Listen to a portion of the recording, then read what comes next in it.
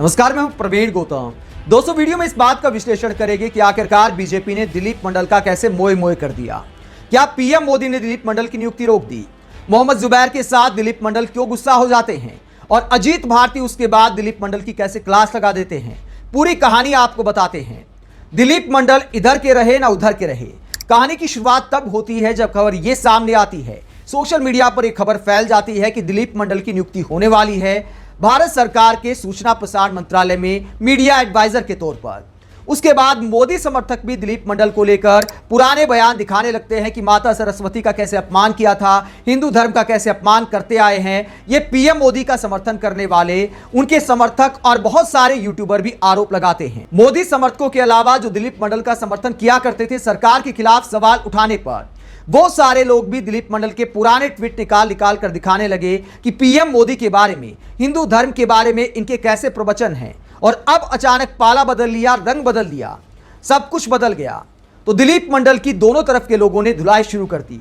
उसके बाद मोदी सरकार पर दबाव आया, बीजेपी पर दबाव आया कि आखिरकार कैसे व्यक्ति को मीडिया एडवाइजर बनाया जा रहा है। अब खबर क्या निकलकर सामने आती है। हालांकि पहले वाली खबर का भी कोई लेटर सामने नहीं आया था, लेकिन चूंकि दिलीप मंडल ने भी उस खबर का खंडन नहीं किया, ना भाजपा ने खंडन किया, ना मोदी सरकार ने खंडन किया, इसका मतलब आम पब्लिक और पत्रकारों ने यह माना कि निश्चित तौर पर दिलीप मंडल को मीडिया एडवाइजर बनाया जा रहा है आईबी मिनिस्ट्री में। लेकिन अब क्या खबर सामने आ रही है? बीजेपी का खुलकर समर्थन करने वाले, मोदी सरकार की ज्यादातर योजनाओं का समर्थन करने वाले पत्रकार हर्षवर्धन त्रिपाठी जानकारी देते हैं कि दिलीप मंडल की नियुक्ति रोक दी गई है। उसके बाद सोशल मीडिया पर दिलीप मंडल की एक बार फिर धुलाई शुरू हो जाती है। हर्षवर्धन त्रिपाठी क्या जानकारी देते हैं, जरा सुनिए। बिग ब्रेकिंग सूत्रों के हवाले से ताजा समाचार यह है कि प्रोफेसर दिलीप मंडल की सरकारी नियुक्ति फिलहाल रोक दी गई है। जिस तरह से उनका विरोध हुआ कि इतनी गंदगी करने वाले आदमी को क्यों सरकार ने रखा। कमाल की बात यह है कि दोनों खेमे हमारे वरिष्ठ दिलीप मंडल को गरिया रहे हैं। अब यह हो सकता है कि नियुक्ति ठंडे बस्ते में डालकर उनको पत्रम पुष्पम मिलता रहे। अब इस पत्रम पुष्पम के क्या मायने हैं आप समझ सकते हैं। इस खबर के बाद भी लगातार दिलीप मंडल मोदी सरकार की तारीफ कर रहे हैं, पीएम मोदी की तारीफ कर रहे हैं और राहुल गांधी को लगातार नीचा दिखा रहे हैं, टारगेट कर रहे हैं। दिलीप मंडल की सरकारी नियुक्ति रुकने की खबर सामने आई तो सोशल मीडिया पर पब्लिक चटकारे ले रही है कि दिलीप मंडल के साथ वो कहानी हो गई कि भंडारे में अंदर गए तो भंडारा खत्म, बाहर आए तो चप्पल गायब हो गई। दिलीप मंडल के साथ यही हालात नजर आते हैं सोशल मीडिया पर। चाहे राइट विंग वाले हों या सरकार से सवाल करने वाले हों, हर कोई दिलीप मंडल की धुलाई कर रहा है। कई लोग ये भी सवाल उठा रहे हैं कि क्या पीएम मोदी ने खुद दिलीप मंडल की नियुक्ति रोक दी, क्योंकि पीएम मोदी के बारे में उनके कई बयान वायरल हो रहे हैं, कई पोस्ट खोद कर निकाले गए हैं ट्विटर के तहखाने से।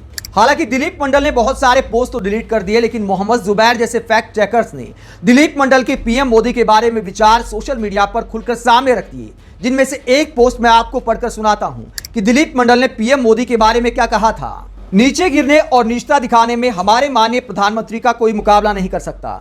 हर बार लगता है और नीचे नहीं गिरेगा, लेकिन ये कर दिखाते हैं। समाजवादी पार्टी की सैकड़ों कारणों से आलोचना हो सकती है, लेकिन नरेंद्र मोदी एकदम से गंदी नाली में नहाने लगते हैं, बेमिसाल, बेजोड़। तो पीएम मोदी के बारे में ऐसे शब्दों का इस्तेमाल दिलीप मंडल ने किया था। ऐसे बहुत सारे ट्वीट दिलीप मंडल ने डिलीट कर दिए, वो भी ये दावा करने के बाद कि मैं ट्वीट डिलीट नहीं करूंगा। मोहम्मद जुबैर को जवाब देते हुए आप दिलीप मंडल का ये पोस्ट देख सकते हैं, जब उन्होंने मोहम्मद जुबैर को कहा था कि आर्काइव करने की जरूरत नहीं है, मैं अपने शब्द कभी वापस नहीं लेता, ना ही पोस्ट डिलीट करता हूं। क्या कहा था दिलीप मंडल ने, जरा सुनिए। किसी भी पार्टी या पॉलिसी या व्यक्ति के खिलाफ या पक्ष में लिखा गया मेरा कोई ट्वीट डिलीट नहीं होगा। एक बार लिख दिया सो लिख दिया। कुछ वजह होगी, मैं जानता हूं आपको तकलीफ है। कौन कमबख्त आपको खुश करने के लिए लिखता है? मुझे यूट्यूबर समझ लिया है क्या कि सब्सक्राइबर के लिए पसंद का कंटेंट दूं? आपकी भावनाओं को गुदगुदाने और सहलाने का मैंने ठेका नहीं ले रखा है। वे लोग और हैं जो ये कर रहे हैं। कुछ डिलीट नहीं होगा। मैंने कब प्रॉमिस किया था कि आपको जो पसंद वही बात करेंगे, दिन को अगर रात कहो तो रात कहेंगे। तो दिलीप मंडल ने दावा किया था कि पीएम मोदी के बारे में या किसी के बारे में लिखा हुआ कुछ डिलीट नहीं होगा, छाती ठोक कर दावा किया था।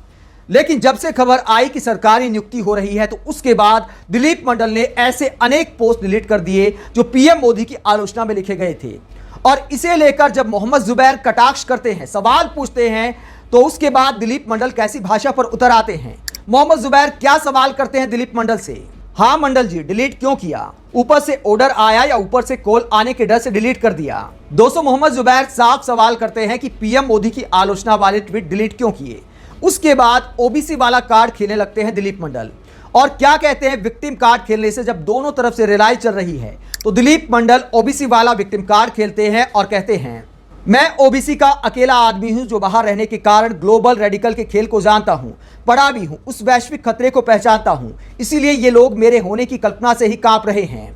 देश की आधी आबादी ओबीसी है, अगर वो भी सचेत हो गई तो मैं जानता हूं कि मुझ पर हमला क्यों हो रहा है। जिस पर मोहम्मद जुबैर जवाब देते हैं, मगर प्रोफेसर दिलीप मंडल साहब, इस बात का आप द्वारा ब्राह्मणों पर लिखे गए अभद्र ट्वीट, मोदी को नाली में लौटने वाला नीच बोलने, तुलसीदास को नर्क भेजने की बात कहने, ब्रह्मा वाले ट्वीट, जनेब वाले कार्टून और बाकी 350 ट्वीट जो आपने डिलीट कर दिए, उनसे क्या लेना देना है? आप ही कह रहे थे मत करो आर्काइव, कुछ डिलीट नहीं होगा। दोस्तों, मोहम्मद जुबैर ने दिलीप मंडल को पूरी तरह एक्सपोज कर दिया कि आखिरकार पीएम मोदी के ट्वीट क्यों डिलीट किए। जब डिलीट करने थे तो इतना छाती ठोककर दावा क्यों किया था? इसके बाद दिलीप मंडल एकदम बीजेपी ट्रोलर्स वाली भाषा पर आ गए और कहते हैं कि तुम्हारे यहाँ एक स्थिर किताब है, वही सर्वमान्य हो जाती है, हमारे यहाँ अनेक ग्रंथ हैं, समय के हिसाब से विचारधारा बदलती रहती है, विचार बदलते रहते हैं।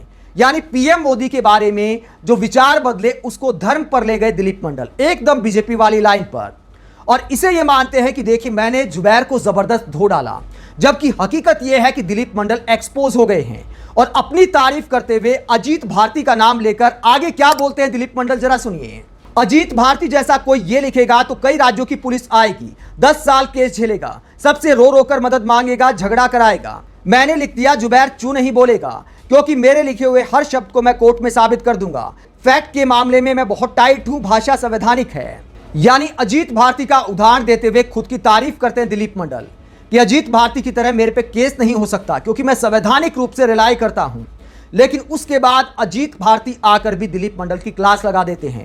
अजीत भारती का नाम लिखने पर अजीत भारती दिलीप मंडल को कहते हैं, मेरा नाम अकारण लिखकर फुटेज खाना बंद कर बीडी बंडल, मैं अपने केस लड़ सकता हूं, 6 राज्यों में लड़ रहा हूं, रो रो कर किसी से मदद मांगने का कोई साक्ष्य हो तो देना। सरकार के साथ तू सोया, पार्टी को तूने सहलाया, वो तुम्हें इत्र लगा रहे हैं, इसमें अजीत भारती कहां से आ गया? यानी दोनों तरफ से दिलीप मंडल की धुलाई हो रही है। दिलीप मंडल ना इधर के रहे ना उधर के रहे। दिलीप मंडल के साथ ऐसा इसलिए हो रहा है क्योंकि नेताओं की तरह उन्होंने यूटर्न ले लिया। अब बीजेपी ने अगर नियुक्ति रोक दी है तो दिलीप मंडल के साथ बिल्कुल धोखा किया है। हालांकि ना तो नियुक्ति का पत्र सामने आया था, ना रुकने का कोई आदेश सामने आया है। अब हकीकत क्या है, दिलीप मंडल को खुद सामने आकर बताना चाहिए। आप इस पूरे मसले पर क्या सोचते हैं कि दिलीप मंडल के साथ जो हुआ है, क्या पीएम मोदी ने नियुक्ति रोकी होगी अपने बारे में दिलीप मंडल के विचार सुनकर, या फिर कोई और कहानी हो सकती है? कमेंट बॉक्स में अपनी राय जरूर दें। अगर आप हमारी पत्रकारिता को पसंद करते हैं तो थैंक्स के ऑप्शन का इस्तेमाल करें, वीडियो को लाइक करें, चैनल को सब्सक्राइब करें। नमस्कार।